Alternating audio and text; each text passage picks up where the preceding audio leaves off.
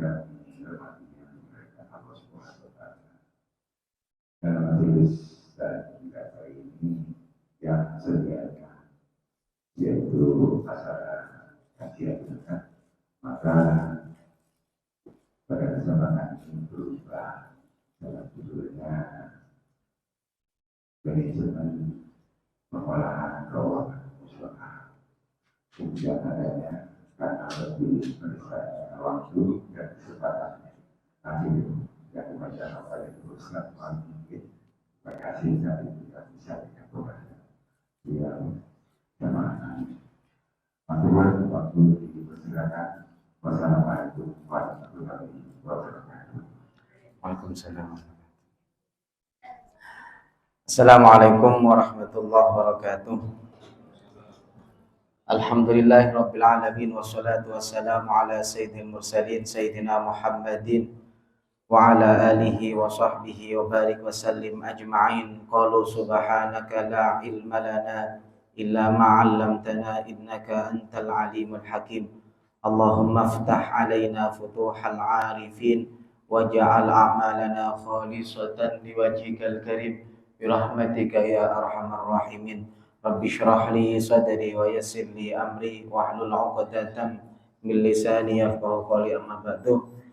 Yang saya hormati para jamaah, para takmir Musholla Darussalam Makal Residen. Alhamdulillah kita Allah Subhanahu wa Ta'ala masih diberikan nikmat sehat walafiat sehingga kita bisa hadir di majelis ilmu yang insyaallah penuh barokah ini. Semoga setiap langkah kita menuju majelis ilmu ini menjadi penggugur dosa-dosa kita, menjadi peningkat derajat kita, dan semoga Allah Subhanahu wa Ta'ala selalu memudahkan setiap langkah kita menuju surganya Allah Subhanahu wa Ta'ala. Amin ya rabbal alamin. Para jamaah, hari ini kita akan membahas tentang manajemen pengelolaan keuangan dan harta masjid atau mushola. Saya ketepatan diamanahi jadi ketua komisi fatwa MUI Kota Surabaya. Tahun 2022 saya telah membuat tentang panduan fatwa terkait tentang panduan pengelolaan keuangan dan harta masjid. Insya Allah nanti PDF fatwanya akan saya kirimkan ke yang biasa menghubungi saya sebagai panduan. Kita bicara masjid dan musola itu sesuatu yang beda. Ini sebenarnya musola atau masjid? Wakafnya dari perumahan atau dari warga?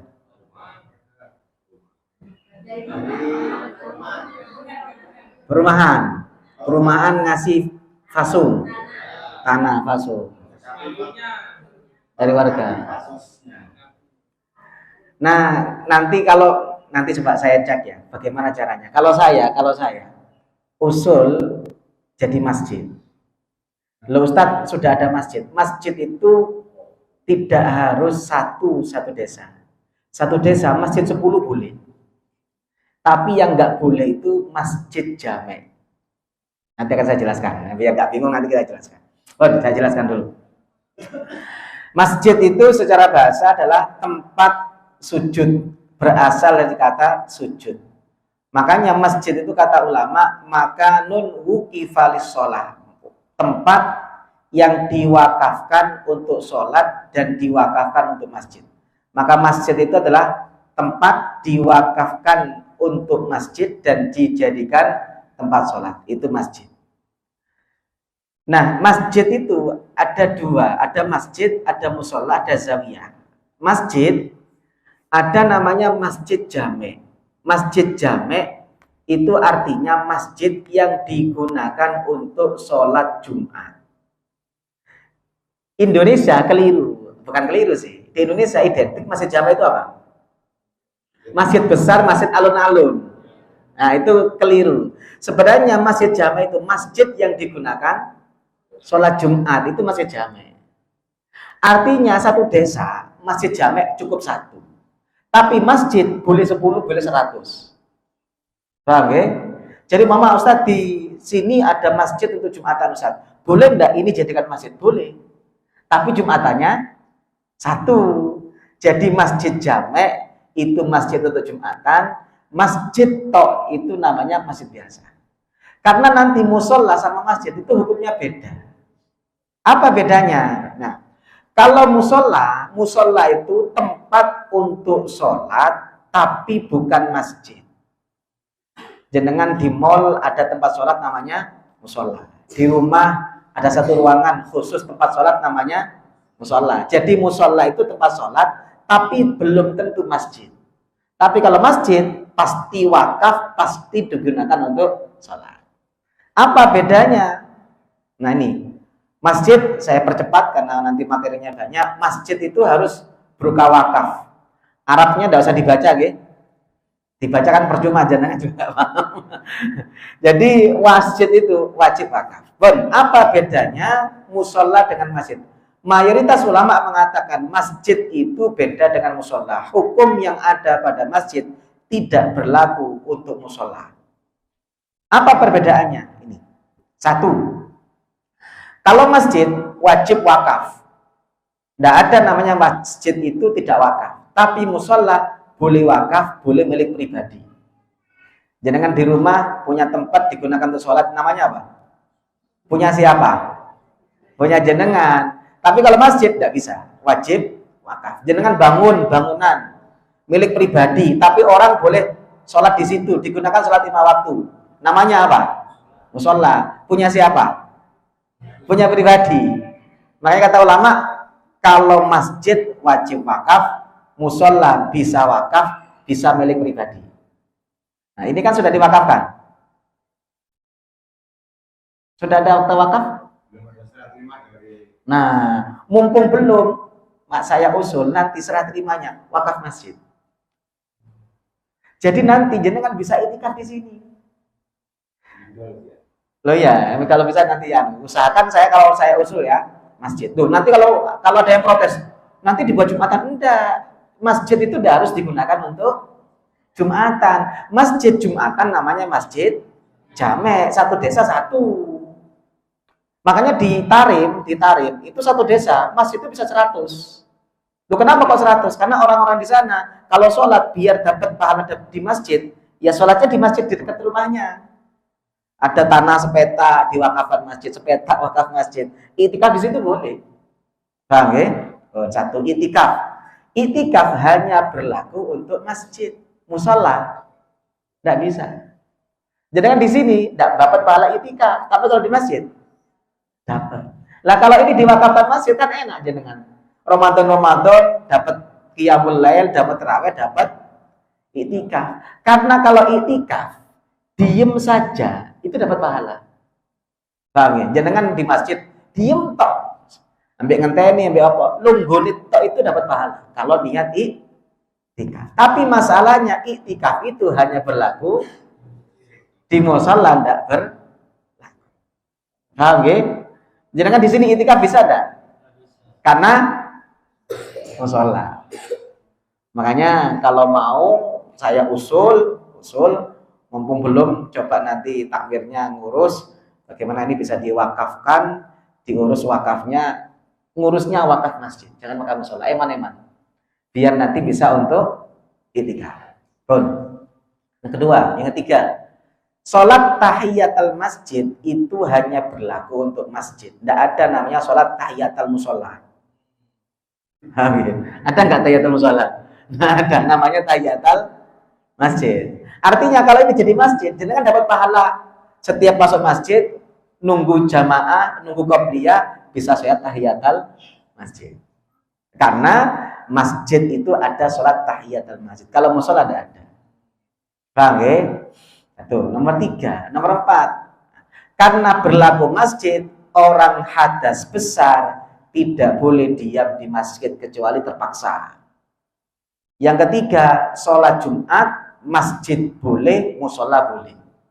Jadi musola itu boleh Jumatan, boleh. Lapangan saja boleh untuk Jumatan. Nah, lapangan boleh tidak untuk Jumatan? Boleh, tidak harus di masjid. Nah, makanya ini kalau saya boleh usul, mumpung belum bisa diurus wakaf masjid. Loh Ustaz, sudah terlanjur ini musola. Ada cara jadi masjid. Beli karpet baru. urunan niat diwakafkan masjid nanti pakai lakban setengah paten. Ini karpet ini. Jenengan di rumah bisa enggak buat masjid? Kata ulama bisa. Bagaimana caranya? Ambil sajadah, ambil karpet, diniati diwakafkan jadi masjid, kemudian ditempelkan agak paten. Kalau orang dulu pakai paku, kalau sekarang bisa dilakban. Nah, kalau sudah dilakban, diniati jadi masjid, maka karpet ini berlaku jadi masjid. Jenengan itikaf di situ bisa. Nah, okay?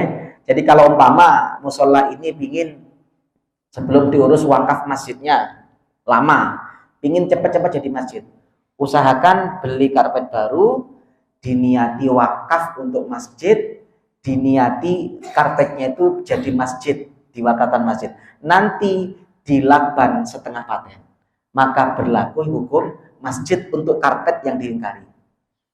Oke, lanjut. Nah, keutamaan masjid itu yang banyak. Kalau musola itu tidak begitu banyak. Ada orang sholat di masjid, setiap langkahnya itu dapat pahala. Bahkan di Rasulullah, di hadis riwayat Imam Abu Dawud dikatakan orang yang dari rumah dia berangkat ke masjid dari rumah dalam kondisi suci, sudah siap untuk sholat jamaah di masjid, maka dia seperti orang yang haji dan umroh. Itu berlaku untuk masjid. Makanya kalau musola eman-eman, mumpung belum usahakan jadi masjid. Pun lanjut. Nah, ada keutamaan memakmurkan masjid, itu juga berlaku untuk masjid. Dalam hadis Rasulullah mengatakan, "Idza ra'aitum rajula yata'ahadul masjid fashhadu lahu bil iman." Kalau kamu melihat ada orang yang senang melihat masjid, senang memakmurkan masjid, saksikanlah imannya sempurna. Karena di Al-Quran Allah mengatakan, innama ya'muru masajidallah man amana billahi wal yaumil akhir. Orang yang memakmurkan masjid Allah hanya orang yang punya iman, dan hanya orang yang punya iman kepada Allah dan hari akhir. Maka ini yang perlu kita biasakan. Dalam hadis yang lain Rasul mengatakan, innallaha la yunadi yaumal qiyamah aina jirani. Kelak di hari kiamat Allah akan memanggil, mana tetanggaku? Malaikat kaget, siapa tetangganya Allah? Kata Allah Subhanahu wa taala dalam hadis qudsi riwayat Imam Ibnu Hajar, aina ummarul masajid, di mana orang-orang pemakmur masjid itu kelak di hari kiamat oleh Allah dipanggil sebagai tetangganya Allah Subhanahu wa taala. Nah, ini kan berlaku untuk masjid. Lanjut. Nah, kepengurusan masjid dan musola itu hampir mirip. Ada namanya nadir, ada namanya qayyim. Nadir itu penanggung jawab, qayyim itu pelaksana. Jadi kalau di pengurus itu seperti nadir itu ya ketua pembina itu masuk nadir. Pelaksana seksi-seksi itu namanya qayyim. Siapa yang berhak menunjuk nadir? Yang berhak menunjuk nadir kalau ada yang mewakafkan, yang berhak menunjuk adalah yang mewakafkan. Jadi yang mewakafkan itu yang punya hak untuk menunjuk siapa yang jadi nadir. Kalau tidak ada yang mewakaf, maka yang berhak bisa KUA. Kalau di Indonesia ada namanya BWI. BWI itu Badan Wakaf Indonesia. Itu bisa mengangkat sebagai nadir. Kalau tidak ada, bisa tokoh agama sekitar. Satu perumahan ini, tokoh-tokohnya kumpul, siapa yang dijadikan nadir. Kalau tidak ada nadir dari pewakaf, tidak ada nadir yang ditunjuk oleh KUA, maka tokoh-tokoh masyarakat bisa menunjuk nadir. Nah, tugas utama takmir, satu tugas utamanya menjaga dan merawat masjid. Nomor 2, mengelola harta. Nomor 3, ini yang sering lupa, mengembangkan harta masjid. Jadi dana musola, dana masjid itu bisa dikembangkan dalam bentuk usaha. Contoh. Di sini hajatan banyak enggak? Ada sering enggak warga ngadakan hajatan? Oh jarang ya? Oh jarang hajatan berarti. Yang sering apa acara-acara di sini? Kenapa? Tahlilan. tahunan sekali. Biasanya masjid itu kalau warganya banyak hajatan, masjid itu beli piring, beli peralatan-peralatan, itu nanti disewakan ke warga. Nanti hasilnya bisa masuk ke masjid. Beli terop atau ini miliknya musola, nanti disewakan ke warga. Hasilnya kembali ke masjid. Atau ada masjid, saya punya rutinan di Masjid Ar-Rahmah, Darmo Permai, dekatnya Khadijah.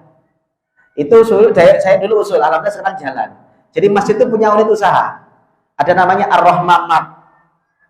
Ar-Rahmah ini nanti mensuplai AMDK santri. Semua warga itu santri galonnya, air minum santri galonnya itu dari masjid yang mensuplai. Keuntungannya kembali ke masjid. Ini salah satu tugas takmir. Jadi takmir itu tugasnya bukan hanya menjaga, bukan hanya mengelola. Ada tugas ketiga. Apa? Mengembangkan. Tugas ini yang kadang-kadang jarang terlaksana. Meskipun tidak wajib ya. Meskipun tidak wajib.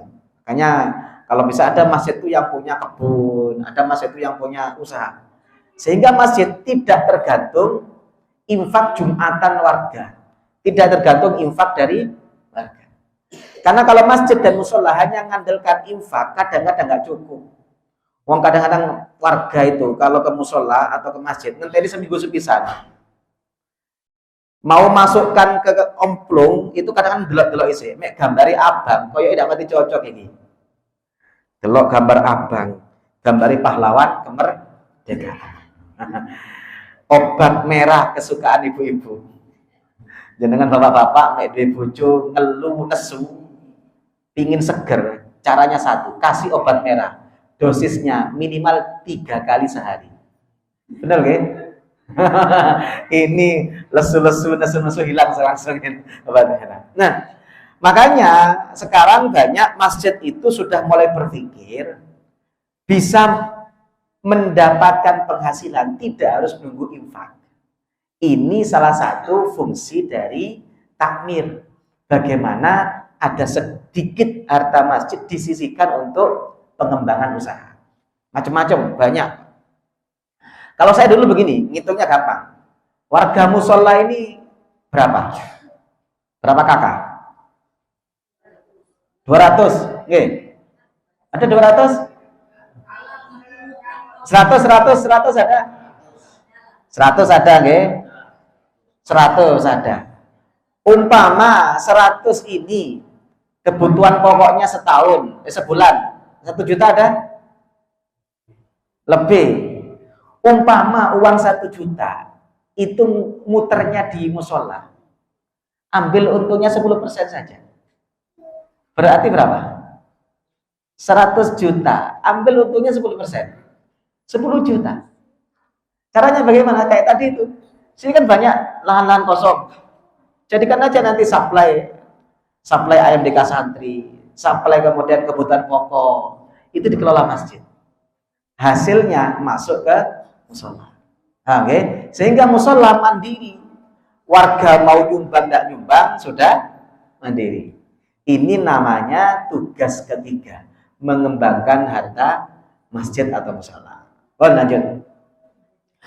Prinsip takmir dalam menjalankan tugas, kata ulama, wala yatasarrafun nazir illa fi wujuhil maslahah wal ihtiyat. Takmir itu dalam mengelola harta musola atau masjid wajib harus berdasarkan kemaslahatan, yang kedua harus berdasarkan kehati-hatian. Makanya saya nggak cocok kalau ada orang ngomong ojo medit-medit dua musola medit-medit. Itu keliru. Mek dua dewe ojo medit-medit, mek dua musola harus hati-hati. Benar apa enggak? Kalau uang sendiri tidak usah medit-medit. Kenapa? Bebas. Uang jenengan keliru pun tidak masalah, tapi kalau uang musola keliru, ada tanggung jawabnya. Makanya untuk uang musola, untuk uang masjid, itu satu prinsipnya, kemaslahatan. Yang kedua, harus prinsip kehati-hatian. Nomor 3, prinsipnya skala prioritas. Mana yang prioritas didahulukan. Jadi harus lebih hati-hati. Lanjut. Nah, mengembangkan, menginvestasikan harta masjid. Ulama mengatakan bahwasannya harta masjid itu boleh dikembangkan bahkan boleh diinvestasikan. Nah, ini penting. Harta masjid musola itu secara umum ada 3. Ada harta pembangunan, ada harta kemaslahatan musola, ada harta kemaslahatan umum. 3-tiganya penggunaannya beda. 1, harta pembangunan.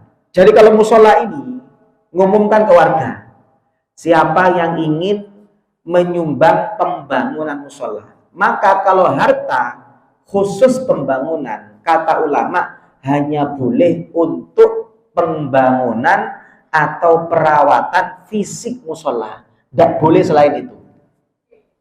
Jadi kalau ada kotak amal, kotak pembangunan musola, maka tidak boleh untuk kegiatan kajian, tidak boleh untuk upah bersih-bersih, harus yang berkaitan dengan fisiknya musola.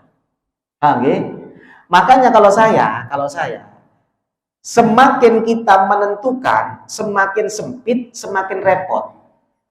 Jadi kalau jenengan punya kotak ditulisi pembangunan dan renovasi musola, ini semakin repot karena hanya khusus fisik. Mending nggak usah infak musola gitu aja. Kenapa? Karena kalau infak yang kedua, harta kemaslahatan masjid atau musola, bangunan boleh, kemaslahatan boleh. Oke, contoh kotak ini kotak pembangunan atau kemaslahatan musola. Maka kotak ini hanya boleh yang berkaitan tentang kemaslahatan musola. Contoh kemaslahatan musola ada bersih-bersih, kemudian ada upahnya, diambilkan itu boleh. Termasuk untuk kajian di musola. Jadi kalau ada kajian musola, supaya jamaah semangat, dikai kopi medak ngantuk ngaji ini. Namanya ngaji itu kan kadang ngantuk. Umat Islam itu paling nggak kuat ngaji, oleh setengah jam itu bokong panas kabeh. Nah, supaya nggak ngantuk, umpama waktu pengajian, waktu kegiatan di musola dibelikan kopi. Diambilkan dari mana? Dana kemaslahatan musola, itu boleh. Karena dana kemaslahatan musola digunakan untuk segala aktivitas yang kaitannya dengan musola. Kajian, umpama nanti butuh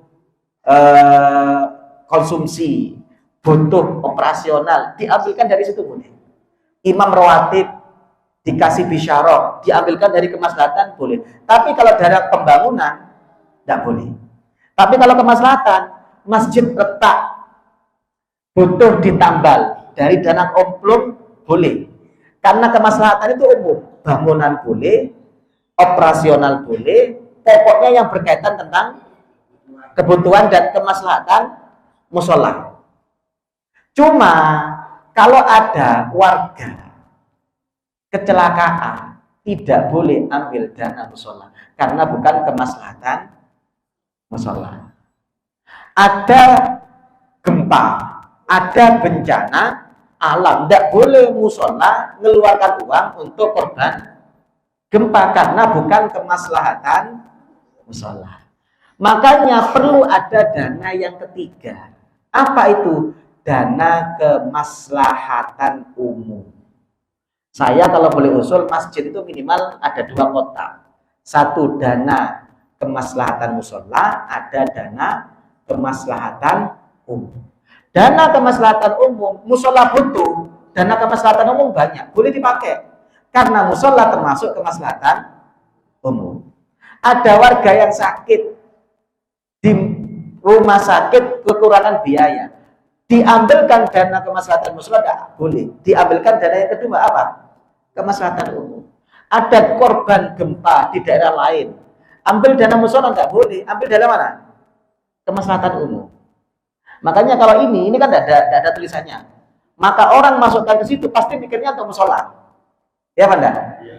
Karena pasti mikirnya untuk musola, hanya boleh digunakan untuk musola.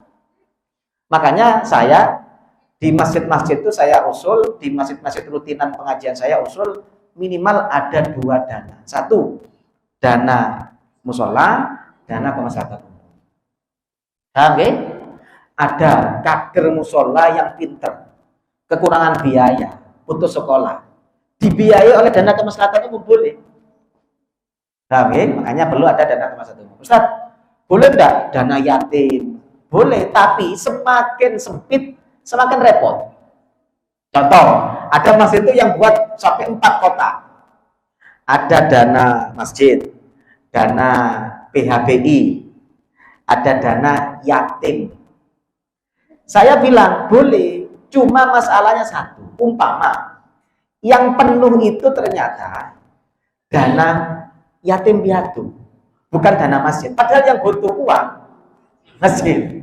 Boleh enggak dana yatim untuk masjid? Enggak boleh. Ternyata yang penuh dana PHBI, dana yatim kosong. Padahal besok yang diundang sudah ada 100 anak yatim. Boleh enggak PHBI untuk anak yatim? Enggak boleh. Makanya semakin ditentukan, semakin sempit, semakin repot. Kalau saya usul, semakin diumumkan. Cukup 2, dana musola, dana kemaslahatan umum. Kemaslahatan umum ada anak yatim, bisa masuk enggak? Bisa. Ada orang sakit, PHBI, masuk. Makanya enggak perlu dipersempit, cukup 2 saja. Dana musola, infak musola, infak kemaslahatan umum, cukup. Umpama infak kemaslahatan umum dana musolanya kurang, infak kemaslahatan umum banyak, musola butuh dana, bisa masuk karena musola termasuk kemaslahatan umum. Paham ya? Oh, jadi semakin diumumkan semakin enak dibandingkan dipersempit. Ada lagi yang sering keliru, santunan anak yatim. Di sini ada?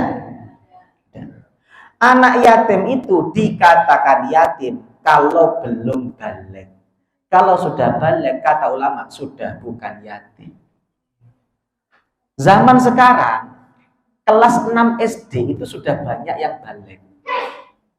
Perempuan itu kan baliknya apa? Kan balik itu kan 3. 1, kalau laki-laki itu mimpi basah. Kalau perempuan haid. Kalau tidak mimpi basah, tidak haid. Yang ketiga, usia minimal 15 tahun. Saya lihat banyak anak-anak SD kelas 6 itu sudah haid. Saya sering melihat santunan anak yatim yang diundang kelas SMP sama SMA. Itu sudah bukan yatim. Loh, kalau orang sedekahnya untuk anak yatim, padahal yang dikasih bukan anak yatim, maka yang keliru panitianya, yang punya tanggung jawab. Makanya saya biasanya kalau ke jamaah itu bilang ditambahi santunan anak yatim dan duafa. Bok menowo nanti yang yatim itu sudah gak yatim, tapi masih butuh, masuk ke duafanya. Karena semakin sempit, semakin repot penggunaannya. Paham ya? Ya kalau di sini memang mau mengadakan santunan anak yatim, tolong ditambah santunan anak yatim dan duafa. Ada tambahannya. Kalau hanya santunan anak yatim, akan keliru nih. Kenapa? Karena pasti yang diundang itu saya sering melihat ada yang SMA, ada yang SMP itu sudah banyak gitu. Wong perempuan-perempuan yang head suwe. Ada mama.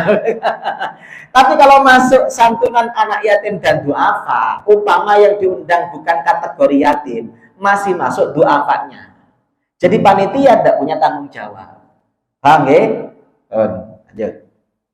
Nah, ini harta kemaslahatan umum. Ini yang kemudian bisa digunakan lebih umum. Ini perlu. Jadi kalau saya usul di musola-musola itu ada 2 lah memang. Infak musola, infak kemaslahatan umum.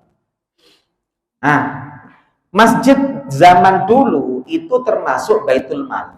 Saya kasih contoh, ini Masjid Umayyah, Masjid Al-Umawi di kota Damaskus, masjid kuno.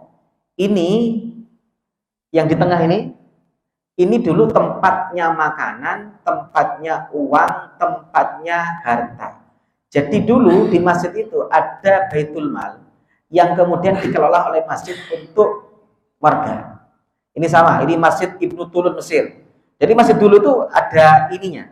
Ini namanya tempat Baitul Mal. Kalau sekarang nggak usum, saya kira soal masuk rekening KB.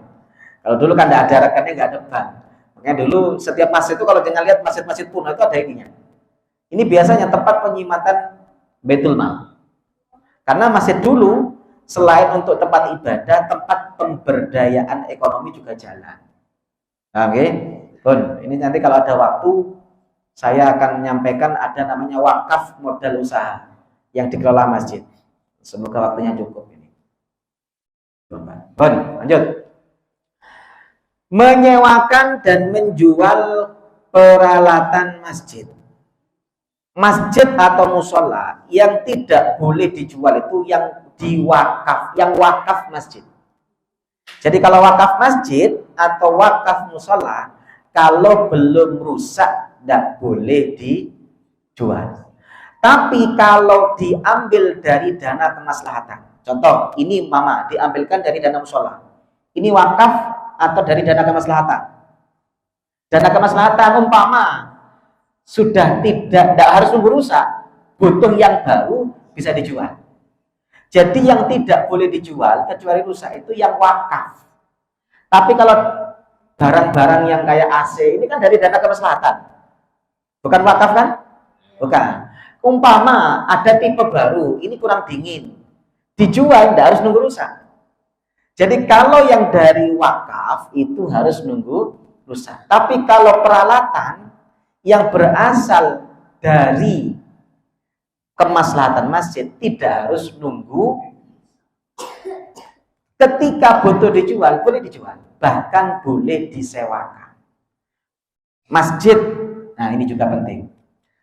Musola punya Al-Quran. Boleh enggak Al-Qurannya dipakai warga di rumah? Tidak boleh, karena wakaf untuk musola. Jadi barang musola itu hanya boleh digunakan untuk keperluan musola.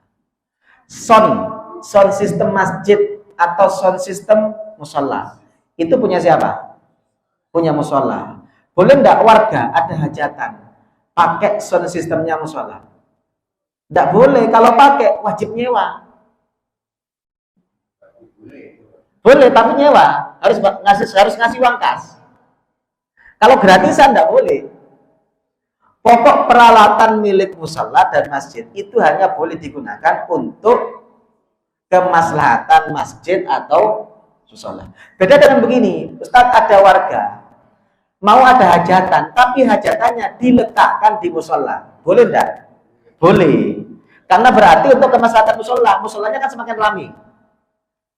Ada akad nikah. Akad nikahnya di mana? Di rumah. Pinjam soundnya musola atau masjid, boleh apa enggak? Enggak boleh. Tapi kalau akatannya di musola, boleh. Paham gak bedanya gak? Karena kalau akatan di musola berarti meramaikan musola untuk kegiatan yang positif. Tapi kalau barangnya musola dipakai di rumah, itu berarti menggunakan peralatan musola atau masjid bukan untuk peruntukannya, kecuali hukumnya nyewa. Piringnya masjid dan macam-macam. Nah, ngapunten. Di sini ada kurban. Nah, pertanyaan saya, kurban itu kepentingannya orang yang kurban atau kepentingannya musola? Kepentingannya orang yang kurban. Karena kepentingannya orang kurban, tidak boleh kurban itu pakai asetnya musola. Kalau pakai asetnya musola, kepanitiaan wajib membayar kas ke musola. Karena bukan kepentingannya musola. Kurban itu kan kepentingannya orang kurban, kan? Yang seharusnya sebelah diri dibagi kebagian sendiri. Bukan kepentingannya musola. Maka nggak boleh alat-alat musola digunakan untuk kepentingan kurban. Makanya biasanya kurban itu ada dana operasional yang diminta kepada orang yang kurban. Dari dana operasional ini ada yang umpama menggunakan barangnya musola, dibayarkan wajarnya berapa untuk sewanya. Paham nggih? Nah, lanjut. Pemanfaatan masjid untuk resepsi nikah boleh. Bahkan Rasulullah di hadis riwayat Tirmidzi mengatakan a'linu hadzal nikah waj'aluhu fil masajid wadribu alaihi bidufuf. Jadikanlah akad nikah itu kalau bisa di masjid dan kalian diperbolehkan memukul rebana untuk meramaikan akad nikah di masjid. Jadi kalau akad nikahnya di masjid boleh menggunakan fasilitas masjid, tapi kalau di rumah tidak boleh. Nah, okay? Pun. Bahkan kata ulama, kegiatan-kegiatan seperti kegiatan kemasyarakatan itu boleh di masjid. Ada rapat RT di masjid boleh.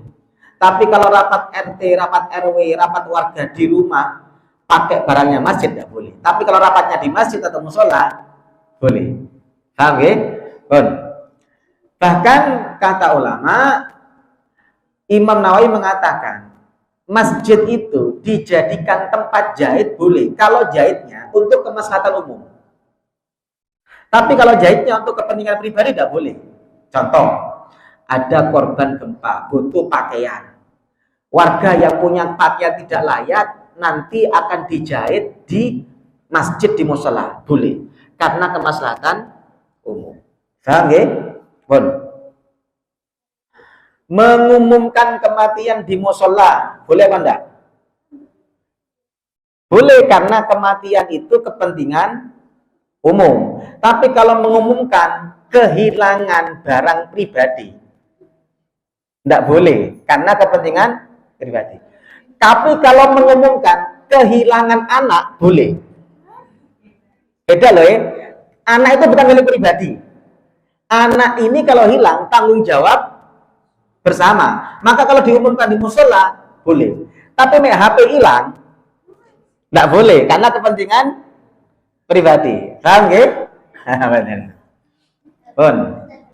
Ngumumkan kematian boleh karena nanti itu kemaslahatannya untuk kemaslahatan umum. Lanjut. Nah ini. Pemanfaatan masjid untuk kegiatan masyarakat boleh. Bahkan kata Imam Nawawi boleh untuk jahit dulu di zaman Rasulullah. Latihan perang itu salah satunya di masjid. Maka jangan pernah dengar hadis Siti Aisyah itu pernah melihat bersama Rasulullah SAW orang-orang Habasyah Ethiopia itu melakukan tarian perang di masjid karena kepentingan umum. Bahkan untuk latihan perang, untuk jahit itu boleh. Umpama ada pelatihan gitu ya, pelatihan untuk masyarakat umum yang sekiranya tidak merusak kehormatan musola, boleh dilakukan di sini. Yang penting kemaslahatan umum. Lanjut. Nah, ketentuan pemanfaatan masjid untuk kegiatan sosial kemasyarakatan syaratnya satu, tidak dilarang oleh syariat. Nomor dua, menjaga kehormatan masjid. Pelatihan Ustadz di mana? Di masjid. Tapi pelatihan kelambine wong wedok cekak-cekak ya boleh. Tapi kalau pelatihan yang kemaslahatan umum, kehormatan musola atau masjid dilakukan tidak apa-apa. Nomor tiga, tidak mengganggu pelaksanaan ibadah. Melakukan pelatihan tapi jamaah zuhur asari hilang, nggak boleh. Jadi harus tidak mengganggu pelaksanaan ibadah. Lanjut. Nah, ini waktunya kurang berapa, nggih? Kurang 9 menit. Ini nggak cukup ini waktunya. Oke, monggo. Fokus tanya jawab mawon, monggo.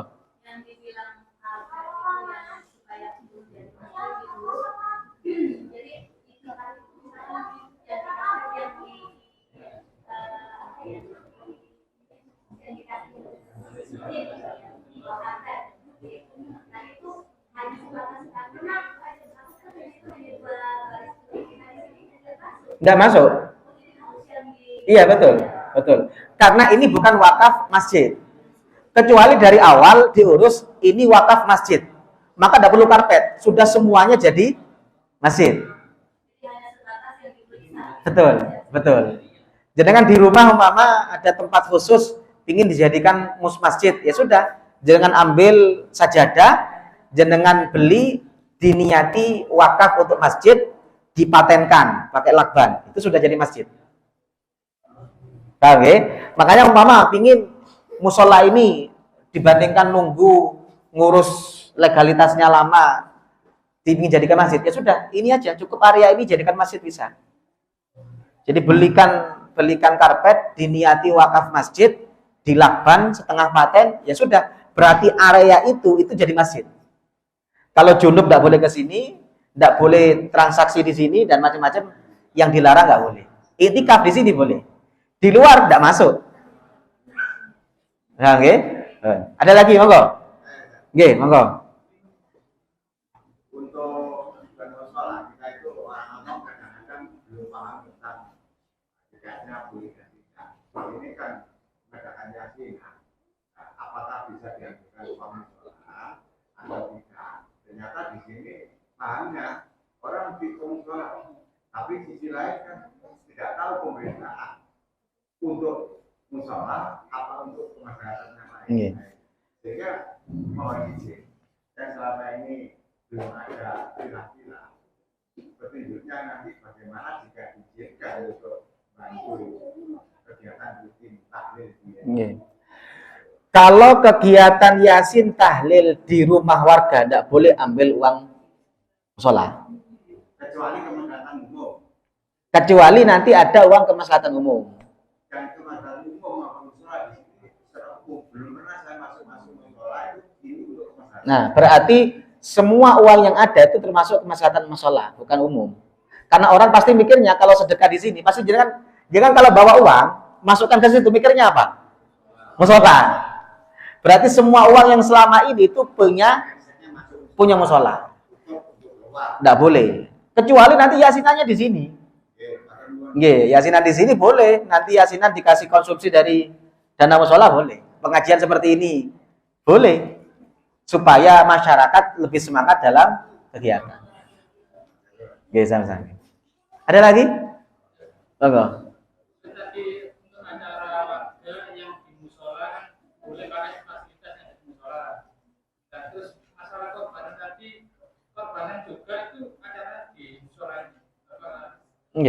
Ngeten. Kurban itu warga itu dapat. Kepentingannya yang korban itu kepentingan siapa? Kecuali begini. Nanti Ustadz ada sekian daging itu untuk kegiatan pengajian. Nah, untuk itunya boleh. Tapi untuk penyembelihan itu kewajibannya orang yang kurban. Paham nggih? Makanya kalau bisa biar selamat ya dipisah. Artinya dipisah itu ya kalaupun nanti ada sekian uang yang masuk ke musola. Masuk aja musola. Karena kan tidak mungkin, malah musola tidak boleh dibuat nyembelih. Karena caranya kan di luar musola. Bukan di musola kan? Aja di luar musola. Nggak boleh musola untuk nyembelih, nggak boleh. Paham nggih? Nah, itu yang penting. Nah, kalau ada uang kemaslahatan umum enak. Tapi begini, kemaslahatan umum itu kalau mama yasinan itu yasinan rutin. Ada yasinan kan permintaan sendiri, kepentingan pribadi. Nah, itu tidak boleh diambilkan dari kemaslahatan umum, dia sendiri yang ingin ngadakan hajatan.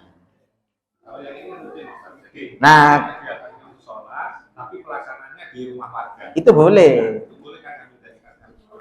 Bukan kas musola, kas kemaslahatan umum. Kalau kas musola tidak boleh. Kalau kegiatannya di rumah warga, tidak boleh. Betul. Karena kegiatan itu bukan dalam rangka memakmurkan musola. Cuma warga musola ada kegiatan sendiri, tidak meramaikan musola. Jadi tidak boleh diambilkan dari dana musola. Kecuali nanti punya dana yang kedua itu.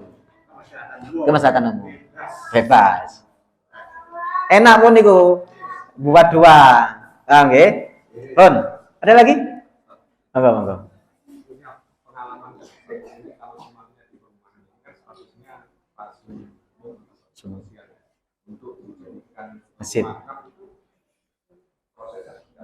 Nggih. Nah, coba kalau tak carikan informasi nih. Kalau yang spesifik saya belum tahu. Coba tak cari nanti seperti apa. Sebenarnya tergantung developernya. Ada beberapa itu yang kemudian sudah bisa diwakafkan. Kayak Baitur Rozak Citraland itu sampai sekarang belum ada penyerahan aset. Citraland. Yeah. Itu belum ada penyerahan. Saya belum pengalamannya, coba tak tanyakan dia. Yang paling gampang ya tadi itu caranya. Tapi kalau itu kan enak, Baitur Rozak itu memang dari perumahan sudah dari awal masjid. Oke, ada lagi? Cekap ya? Cekap. Semoga menjadi ilmu manfaat barokah. Semoga kita Allah jadikan orang yang istiqomah dalam kebaikan. Allah Subhanahu wa taala menerima seluruh ibadah kita di bulan Ramadan, dan kita keluar dari Ramadan semua dosa kita telah diampuni oleh Allah Subhanahu wa taala. Amin ya rabbal alamin. Bismillahirrahmanirrahim. Alhamdulillahirabbil alamin. Allahumma shalli wa sallim ala sayyidina Muhammad wa ala ali sayyidina Muhammad. Rabbana ighfir lana wa liwalidina warhamhum kama rabbawna shighara.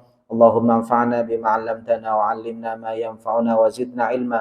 Rabbana la tuzigh qulubana ba'da idh hadaytana wa hab lana min ladunka rahmah innaka antal wahhab. Rabbana hab lana min azwajina wa dhurriyyatina qurrata a'yun waj'alna lil muttaqina imama. Rabbana atina fid dunya hasanah wa fil akhirati hasanah wa qina adzabannar. Wa sallallahu ala sayyidina Muhammad wa ala alihi washabbihi wasallam. Subhana rabbika rabbil izzati amma yasifun wa salamun alal mursalin walhamdulillahi rabbil alamin. Bi barakatil Fatihah.